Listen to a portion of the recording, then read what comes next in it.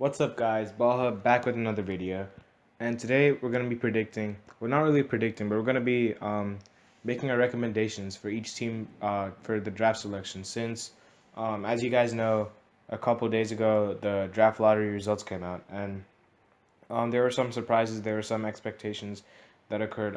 And as I'm recording right now, um, Game Three for the Cavs and the Celtics is today, and which this is actually really crazy because the Celtics are up 2-0, and I feel like if the Cavs lose today, then the series is over and the Celtics are going to be going to the finals. But um, yeah, so I'm going to be watching that today as well. But so the topic of today, as I said, was just to give recommendations for each team and which prospect that they should draft for this year, because this draft class is filled with a lot of great prospects. I feel like the the draft class that we had in this season was also filled with a lot of great prospects like like not Ben Simmons, he was last year's, but Donovan Mitchell, Jason Tatum, Laurie Markkinen, yeah, and I feel like this draft class is gonna not live up to the same hype, but will also be pretty good as well. So we're gonna start off with the first team, which is the Phoenix Suns, and actually the Phoenix Suns should be pretty happy with their offseason. Suns fans, you guys should be pretty happy with what your team has done this offseason. First of all, you guys landed the number one pick, which is really good. Second of all, Alfred Payton cut his hair. You guys somehow convinced Alfred Payton to cut his hair, and that his hair was obstructing his jump shot to fall, and it was obstructing his vision on the court. And now you guys convinced him to cut his hair, which is really good. And third, you guys have your star player actually, Devin Booker, recruiting Karl Anthony Towns to your team, because if you guys didn't know, Karl Anthony Towns and the Minnesota Timberwolves are in hot water right now. They're not really getting along that well. So yeah, that's also a topic that probably gonna be talking about. I don't think he's gonna get traded, but it's rumored. So yeah, just be on the lookout for that. But yeah, with the first pick, I had the Phoenix Suns. It was between DeAndre Ayton and Luka Doncic. I eventually went DeAndre Ayton, since he already expressed interest to play with the Suns, while Doncic didn't even express interest to even come to the league yet. He said, I mean, he did express interest, but he said he doesn't even know for sure if he's gonna come to the league. And also, I think the Phoenix Suns are in desperate need for a center, more than a wing player, since they already have young wings in Jackson and Booker. Their starting center right now is Tyson Chandler, and he's a veteran. They need a better center. So that's why I haven't taken DeAndre Ayton. He's a very skilled player. He didn't really do that well in the NCAA tournament, but that doesn't matter. Everyone knows how good he is, and he has a confidence. He even said himself that he's the best player in this draft. So yeah, I have the Phoenix Suns taking DeAndre Ayton for that reason, and I think they have a very good core. If they take Ayton, they'll have Peyton Booker, Josh Jackson, Marquise Chris, and DeAndre Ayton. You could also throw in guys like T.J. Warren, Dragon Bender in there as well. So yeah, uh, that's who I have the Phoenix Suns taking number one. All right, number two is the second pick went to the Sacramento Kings, who actually have their roster. They're going in the right direction after what happened in the past years. The Kings are notorious for having a very bad front office. They always got in hot water with DeMarcus Cousins, and that led to him being traded. But now they're actually going in the right direction. They picked up a very good draft prospect last year with De'Aaron Fox. I think they did good with Justin Jackson too. Frank Mason the third was a underrated pickup. Uh, the Buddy Hield trade really helped them a lot. Uh, but in this situation, I have them taking Luka Doncic just because he's the second best player. Yeah, they might not be leading a wing, um, like because they already have Buddy Hield and the Bogdanovich dude who's been playing really well as a rookie. But yeah, I haven't taken Luka Doncic just because he's the second best draft prospect in this class. He's very skilled. Of course, he was playing against overseas, so the talent might not be the same. But actually, he was playing. Actually, I take that back because he was playing grown men overseas, whereas these other guys were just playing college athletes, who they dominated. So, yeah, I think Luka Doncic is going to be a very good player to come. I feel like a lot of these European prospects are either hit or miss. They're either very good or they're very bad. There's not really in the middle with them. Um, like Porzingis, Yao Ming, those guys, Dirk, those guys are examples of hit prospects. Well, guys like Darko Milicic, Andrea Bargnani, those guys are busts. Well, letdowns. I'm not gonna use the word bust, but yeah, I feel like the addition of Luka Doncic can help their young core, especially maybe playing alongside Buddy Hield and Bogdanovic.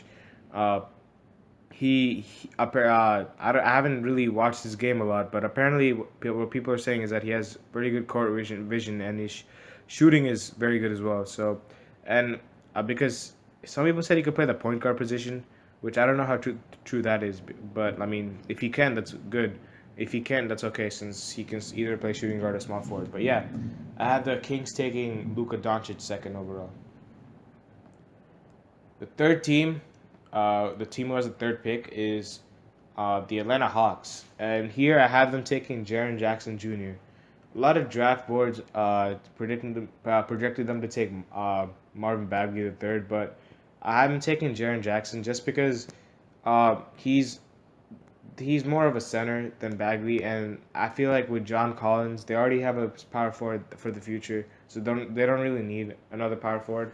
Um, they're they're one of those organizations who um, they're not doing so well right now in terms of like their offseason because Dennis Schroeder has already unfollowed the Hawks' Instagram, Twitter accounts, and all that. Has expressed his desire to play on a winning team instead of being in the lottery during his prime, which I understand. But if you're a Hawks fan, you shouldn't be happy with your offseason that your team is having so far and you should probably expect your team to draft someone good to make up for that. So I think they're going to take Jaren Jackson Jr. He really jumped up his stock after the tournament because before the tournament he wasn't the top three prospect, but now he is. Um, like he's a very good player. I watched him play in the tournament on Michigan State. Unfortunately, they didn't go that far, but he put up great numbers. He can hit that mid range if he wants to, and he can also rebound. He's a very good post player as well. So I think he should help the Hawks because their starting center is Dwayne Dedman, and he can slide over to the bench spot while Jackson can be the starting center. One other bright spot for them, which isn't related to the draft, but a lot of people aren't really noticing him, but I actually like Torian Prince a lot. I think he's very underrated, and he's a really good young player for the future. Um, yeah, him and John Collins alongside Jaren Jackson is a front court for the future. And next year, if they can draft a guard, I think the nucleus will be set for a while. Okay, now the fourth pick belongs to the Memphis Grizzlies, and here I have Marvin Bagley going there. Um, so as you guys know, the Memphis Grizzlies are also one of those teams who were I mean they were supposed to be in the middle of the pack, but like Mike Conley got injured, Marcus All wasn't really didn't like they were basically tanking because Conley got injured. They just wanted a high pick. But I have them taking Marvin Bagley just because they're starting power forward right now is Jamichael Green, and which is not really gonna cut it in the NBA. So that's Bagley is a very good prospect. He played very well at Duke. Uh, it was a very tough loss to Kansas that they took. I was watching that game live, and uh, Devonte Graham and there's another guy in Kansas. He was number 10. I forgot what his name was, but he played out of his mind as well. But yeah, him him and Marcus Gasol can complement each other very well because Marcus Gasol can stretch the floor a bit. Marvin Bagley is a very good post player rebounder. They'll complement each other. Mike Conley. Actually expect one of those two, Mike Conley or Marcus Gasol, to get moved actually. Because you know they're not really going anywhere with their team right now. Marcus All is getting old. Mike Conley is getting old. Plus, he has a ridiculous contract for 5 years, $132 million, which is absolutely insane. They need. I don't know if any team is gonna take that contract, but if any team took Joakim Noah's contract, people can take Mike Conley's contract. So yeah, I expect one of those two to be moved. Because I mean, it's gone to the point where they should have realized that they're not going to win a championship together, and it's just better for either one of them to be in separate situations. It's I actually feel for Marcus Gasol because he's wasting away his prime in Memphis, but doing nothing, and Mike Conley as well. They're both very under the radar players, and they're not getting the attention that they deserve because they are quality players. Mike Conley's been injured, but yet yes, Mike Conley's still a top 10 point guard in this league, and Marc Gasol is still a top 10 center in this league. I don't care what anybody says. But yeah, I have them taking Marvin Bagley just for the reasons that I said already. I think him and Dylan Brooks, Marshawn Brooks is actually playing very well for them as well. He was playing very well when the season ended, and yeah, I think they can do. They can have a good core for the future if they just do well in the this year's draft and next year's draft as well. Okay, Dallas Mavericks are the next team, and here I have them taking Mo Bamba. Uh, so Dallas is a very interesting situation because they kind of messed up with Nerlens Noel. Or Noel just messed up. I mean, I don't know what he's doing right now because if you guys didn't know, he asked the Dallas Mavericks offered him a contract which he didn't like. He said, "I want more money." Then they said, "Okay, just go test the market," and he got nothing. Like nothing. No team wanted him, and which is kind of sad because I mean, Lawrence Noel isn't a bad player or anything, but I think he should have just taken the money when the Mavericks gave it to him. But yeah, their starting center is Maxi Kleber. I don't know how to pronounce. I think it's Maxi Kleber, but yeah, I think Mo Bamba could help them move on from that Dirk era because Dirk's about to retire in like 1 or 2 years. Uh, I mean he can still shoot and all, but uh, he's gonna retire soon. What another speaking of under the radar players, like I mentioned for the other team, to me the most under the radar player and people no one really talks about him at all, but he's a very good player. I think he's a top 10 small forward. Harrison Barnes. Um, Harrison Barnes is a very good player. I don't know why no one talked about him at all. Like I think it's just a situation in Dallas or something, but no one talked about him. Um, n- Not that many people talked about Dennis Smith Jr. either. He's a very good point guard. I think Mo Bamba can really help Dennis Smith Jr.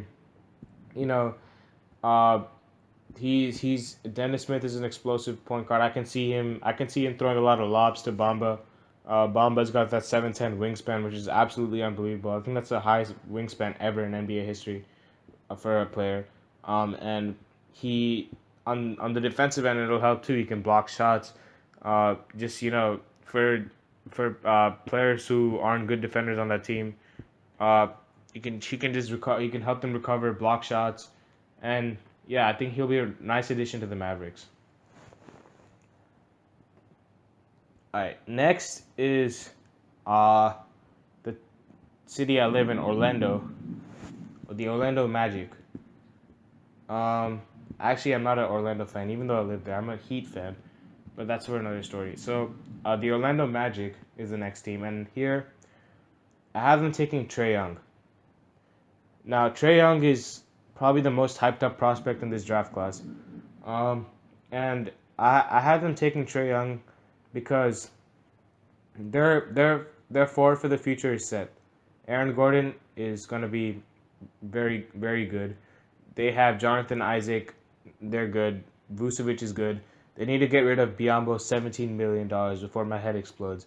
Um, they have a bunch of like good talent, I guess, good young talent. Mario Hezonja finally took that one step that everyone was taking expecting him to take in his rookie season.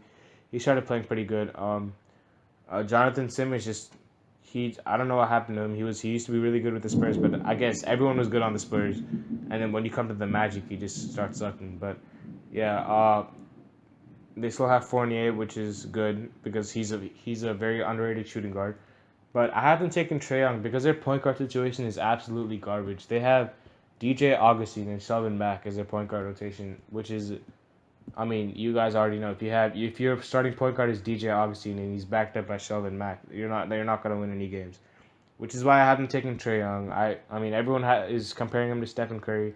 I could see it like his shooting form, his 3 point makes and all that. Yeah, I could see him being Stephen Curry, and I could see him like filling that void or even being better than that void, replaced by Alfred Payton who went to the Suns. But I mean, yeah, like this Orlando Magic team, first of all, needs a coach because they fired Frank Vogel for some reason. I don't know why, but they fired Frank Vogel, even though he's a very good coach. It was just a bad system that he was coaching for, and yeah, I think they need to get their front office situation together first. Then they can start winning games because the situation in Orlando is very dysfunctional, and they're kind of becoming like the kings of the East.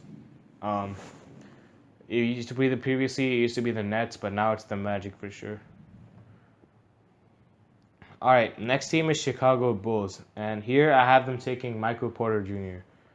So, yeah, I could have went with a center because their starting center is Robin Lopez, but I feel like Michael Porter, even though with his injury, is still a very good player. Remember, he was the number one player in high school, and I feel like Chris Dunn, Zach Levine, and Laurie Markkinen can have that nice nucleus um, for the future, and they just need better bench pieces. They're going in the right direction, actually. I like where they're going. That Jimmy Butler trade actually worked out for them because Chris Dunn is starting to play like a lottery pick. Zach Levine didn't skip a beat. Laurie Markkinen is showing everyone that he is a candidate for Rookie of the Year. I mean, no one, he's not gonna win it or anything, but he's a legitimate candidate. He's the top. He's the third best rookie from this class. So yeah, third. Yeah, third best. Yeah, because Donovan Mitchell, Jason Tatum, him, and then Kyle Kuzma. So yeah, and then they just need to get because your starting small forward is Justin Holiday, which isn't bad. They also have Denzel Valentine backing up, so I think Michael Porter can really help that situation. They just need to get a better center, maybe in free agency. Uh, maybe pursue. I don't know. I don't know if they have a lot of bad contracts except for Felicio, who needs to be moved. Omar Ashik is another bad contract. I forgot about him. So they need to move. All three centers on their team need to be moved. They need to get a good center, and I think they'll be in a winning situation in a couple of years. All right, this is gonna be a controversial one, guys. Cleveland Cavaliers. You guys already know. Man, this was tough. It was between Wendell Carter Jr. and Colin Sexton, and I went with Wendell Carter. All right, before anyone starts, frying me in the comments, but just listen to my reasoning. If you want to get LeBron James to re-sign with you, you need to make a splash in the draft and you need to make a splash in free agency or with your players trade away bad contracts and actually get production from anyone besides LeBron James or Kevin Love. Period. If you want LeBron to be happy and stay, you need to make a splash. And which is why I have them taking Wendell Carter. So they're they're they they're very complicated because they're not even a good team. They just have LeBron, which is why they're like in the Eastern Conference Finals. That they might even lose to the Celtics. But the main problem that everyone associates with the Cleveland Cavaliers is what? their defense, right? Their defense, their rim protection, um, that needs to be improved. And with a guy like Wendell Carter coming in, um, they need a better center because Tristan Thompson isn't gonna block a shot. Even like their defense is 29th ranked, and um, you guys you guys know that there's the Suns in the league, the Kings, the Bulls, the Nets, the Magic, the Hawks, the Grizzlies. All these teams have better defenses than the Cavs, and um, like they at least have one center who can block shots. Like Tyson Chandler isn't Rudy Gobert, but he can block a shot or two.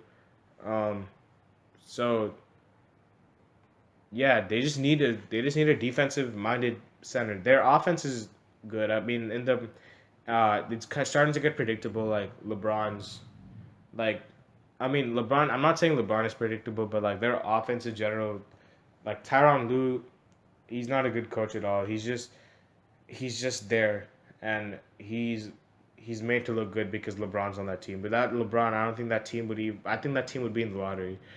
But uh, yeah, I have them taking Wendell Carter over Colin Sexton because their point guard situation is pretty trash too. Like Clarkson, George Hill, Jose Calderon. That's not really that good, but I'll take their point guard over their center situation any day. Like Tristan Thompson is actually, I feel like Tristan Thompson could be a good six man on the team. Like I'm not mad at Tristan Thompson with this playoffs. I think the main problem is their their shooting guard, point guard spot. George Hill is defending people, but he's not giving you the points you need. Neither is Jordan Clarkson. He's been cold. But their main problem is the shooting guard position. J.R. Smith and Rodney Hood have done absolutely nothing this series. J.R. Smith has just complained, and Rodney Hood has complained as well. But he didn't even enter the fourth quarter against a series in Indiana. But I mean, a series in Toronto, and he refused. And I don't know what's going on with those two players. I mean, J.R. Smith, you guys are like know him to be an inconsistent player. Rodney Hood needs to step up. I don't know what's going on with them. Kyle Korver is playing pretty well. Jeff Green is providing defense. Larry Nance needs to play better. Um, yeah, I think once all these bench guys play better, they'll have a shot to beat the Celtics. Until that, the Celtics are gonna make the finals. Until I see anything else to prove me wrong, the Celtics are gonna make the finals. Um, so yeah, I have them taking Wendell Carter just because they need defense. They need they need rim protection more than anything. Because I mean, if at least if they get stops, if they're not scoring the ball, they can stop the other team from scoring at least. So and they still have LeBron on the offensive end of the floor. So yeah, if you want LeBron to stay, then you need to make a splash in the draft and in free agency. Period. Next is the New York Knicks, and here I have them taking Colin Sexton. So Colin Sexton, I think would fit this team pretty well. I mean, they have Moutier, Burke, and Ntilikina. I expect one of them to slide. I think you could put and Trey Burke and Ntilikina could play shooting guard. Moutier and Sexton could play point guard. You still have Tim Hardaway Jr., who has a ridiculous contract. Uh, Kristaps Porzingis, who of course is their cornerstone of the team, and Enes Kenner, who I think is a very good teammate to have on your team. But yeah, I have him taking Colin Sexton just because he's the best player in the draft available right now. And I think what he did with Alabama was very good. He he led them to the NCAA tournament. He didn't. I mean, obviously didn't win or anything, but they did pretty good. And I mean, I don't really have much to say about the Knicks except they're going in the right direction because they fired Phil Jackson. They got uh, rid of players like Joakim Noah. Actually, no, Joakim Noah is still on that roster, but I think they're gonna either get rid of him or they're gonna utilize him somehow. Oh yeah, they signed David Fizdale. I forgot that was the other thing. But they signed David Fizdale, which is a very good coach to sign. And yeah, I think they're going in the right direction, and they'll be better by picking up Colin Sexton for the future. All right, so if you guys didn't know, I'm only doing 10 teams in this video, but so the last team is the Philadelphia 76ers. So this is the one team which I expect with this pick and some moves in free agency can go to the finals. Next year, the year after that, it could be a dynasty. So here I have them taking Mikal Bridges from Villanova, and Mikal Bridges, obviously they won the championship. Bridges was a part of that, a big part of that. And he played really well for Villanova. I think he has a great future in this league. But so there's a lot of rumors of Paul George coming to Philly, and if you have Paul George coming to the Sixers, that adds so much for you because Paul George is a very good wing player. Mikal Bridges can either play shooting guard or small forward. But Paul George can also either play shooting guard or small forward. So you can put one of them at shooting guard, one of them at small forward. There's also hypothetical situations where you could get both Paul George and LeBron James. You could trade for Paul George, get LeBron James. That's what people are saying. I don't know how true that is, but apparently people are saying you can get Paul George and LeBron James on the Sixers somehow. That would just result in a starting lineup of Ben Simmons, Paul George, Mikal Bridges, LeBron James, and Joel Embiid, which is probably the best team of all time. I don't know if that happens, then that's gonna be such a. I mean, I wouldn't be happy. Well, I'd be happy for guys like LeBron and Paul George, but I wouldn't. And Ben Simmons and Embiid, but I wouldn't be happy in general because that'd just be two teams just a couple of teams just dominating the whole league. It'd just be the Celtics and the Sixers in the East because the Celtics are playing really well right now. They still haven't gotten Hayward or Kyrie back. Uh, the Rockets and the Warriors are still the dominant forces in the West. What the Sixers' dominance next year is going to depend on if LeBron goes to them or not. Even if LeBron doesn't go to them, you still have Dario Saric at the power forward, Embiid at the center, Paul George at small forward, Mikal Bridges at shooting guard, and Ben Simmons at point guard. You also have to take into account where Markelle Fultz is going to be. Markelle Fultz, he played pretty well at the end of the season, and I think their bench is pretty good. They have guys like Ilyasova, Bellinelli, who demoralized my Heat in that series. I don't know. We couldn't stop them because we tried all we could. We were guarding their shooters, and they just kept hitting tough. Bellinelli is a tough shot maker. I'll give it to them. Ilyasova is a good player as well. Those are very smart pickups by their GM in the midseason to get them. They just picked them up from the Hawks. That's another mistake by the Atlanta Hawks, by the way. But yeah, I think the Sixers have the brightest. I'm not gonna say brightest because you still have the Boston Celtics who also have a really bright future. But them and the Celtics are the future of the East. Whereas in the West, you have teams like the Rockets and the Warriors. So not the future, but they're the present, and they're gonna be good for years to come. And yeah. All right, that's about it, guys. I predicted each or not. Why do I keep saying predicted? I recommended each team's draft pick, and tell me if you guys agree or not.